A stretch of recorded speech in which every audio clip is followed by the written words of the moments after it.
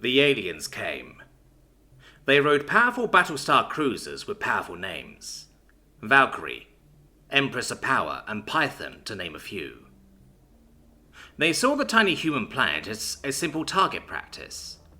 That tiny planet had not even discovered warp drive yet. They didn't bother to send a message. They had no interest in speaking to the soon-to-be extinct species. Surprisingly, they were met with one ship.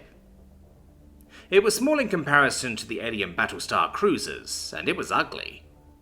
It was cylindrical, with numerous spikes pointing forward. Long, skinny, square, round, and fat alike.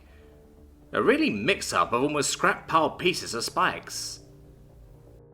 The computer took a second to translate the hand-painted name on the side of the ugly cylinder. Front towards enemy, it read.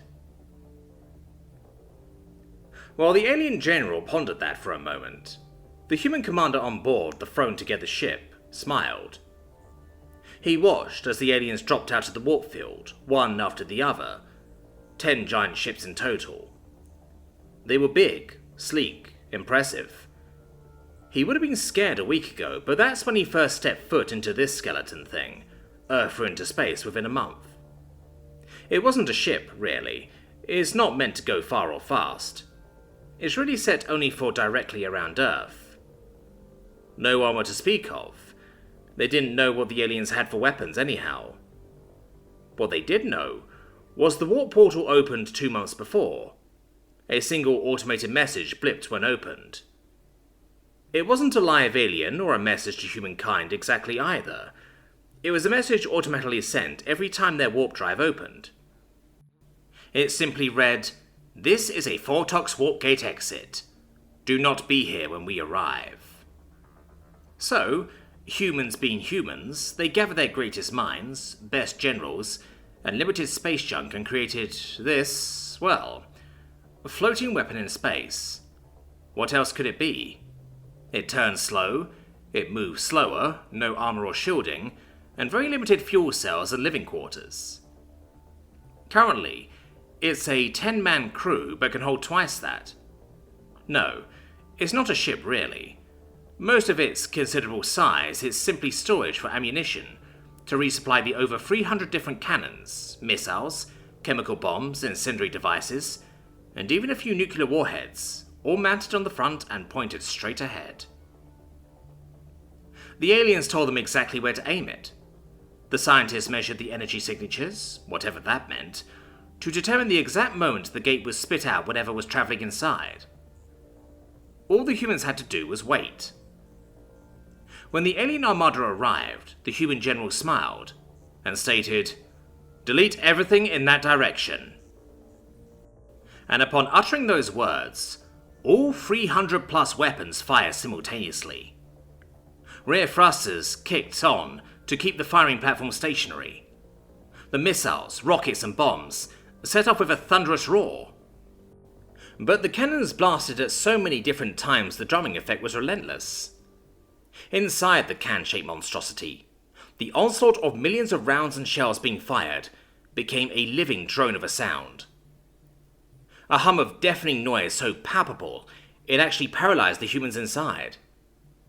Their muscles half breaking apart for a full minute before finally wearing itself down. Half a planet's worth of artillery and missile fire just hurtled through space at the 10 giant alien ships in a stream of death that could be seen from the surface of the planet, even though it was daylight skies. This image became the symbol for Earth for centuries to come, but I digress. The crew could not hear. They knew this going into the mission, but all decided it was worth the sacrifice. Everyone knew their specific jobs, who was loading what, where the next missiles were located, etc. But no one moved. Their muscles still in shock from the unimaginable sound waves that just ripped through their bodies. Unsure if they would ever move again or not, they did the only thing they could do.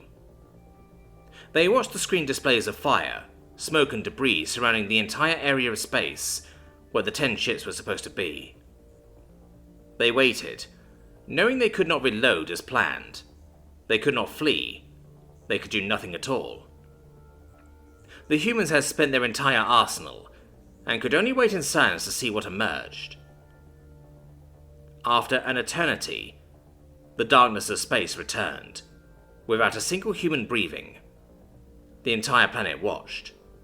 If anything flew out of that momentary man-made sun, the Earth was doomed. So they waited. Finally, the realization that the flames and smoke had given way to stars. Countless stars so easily seen in space, but nothing else.